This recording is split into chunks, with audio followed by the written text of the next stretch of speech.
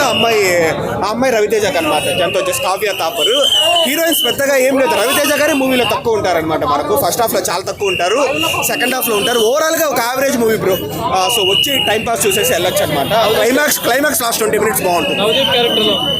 పక్కనే ఉంటాడు, ఇంకా అక్కడక్కడ ఎలివేషన్స్ ఇస్తూ ఉంటారు. నవదీప్ వచ్చేసి అంత మంచి క్యారెక్టర్ ఎవరిది, రవితేజ గారిది తప్ప అంత మంచి క్యారెక్టర్ అని మనం ఎవరిది చెప్పలేమన్నమాట. నవదీప్ పక్కన ఎలివేషన్స్ ఇస్తూ ఉంటాడు. శ్రీనివాస్ అవసరాల కావచ్చు, వినయ్ రాయ్ కావచ్చు. రవితేజ గారే సెకండ్ హాఫ్లో ఎక్కువ. అజయ్ ఘోష్ పర్వాలేదు. రవితేజ గారి తర్వాత మూవీలో ఎవరికైనా మంచి క్యారెక్టర్ ఉంది అంటే అజయ్ ఘోష్కి, తర్వాత అంటే శ్రీనివాస్ రెడ్డికి అనమాట. సో అజయ్ ఘోష్ గారి కామెడీ అక్కడక్కడ పండింది. ప్రతి సీన్కి లవ్ వస్తుందని నేను చెప్పలేను, కానీ అక్కడక్కడ పండింది. ఓవరాల్గా ఏంటంటే ఈకల్కి మనము లాస్ట్ 20 minutes కోసము సో అంటే సెకండ్ హాఫ్లో కావచ్చు, ఫస్ట్ హాఫ్లో కావచ్చు, అక్కడక్కడ స్నైపర్ షూటింగ్ సీన్స్, మంచి ఫైట్ సీక్వెన్సెస్ కోసం రావచ్చు. పార్ట్ 2 ఉంది, యుద్ధకాండ అని మెన్షన్ చేస్తారు, ఈగల్ 2 అని.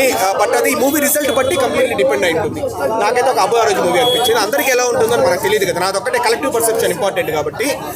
సో అది మ్యాటర్ వచ్చేసి సో రావచ్చు, హ్యాపీగా వచ్చి చూడొచ్చు అనమాట.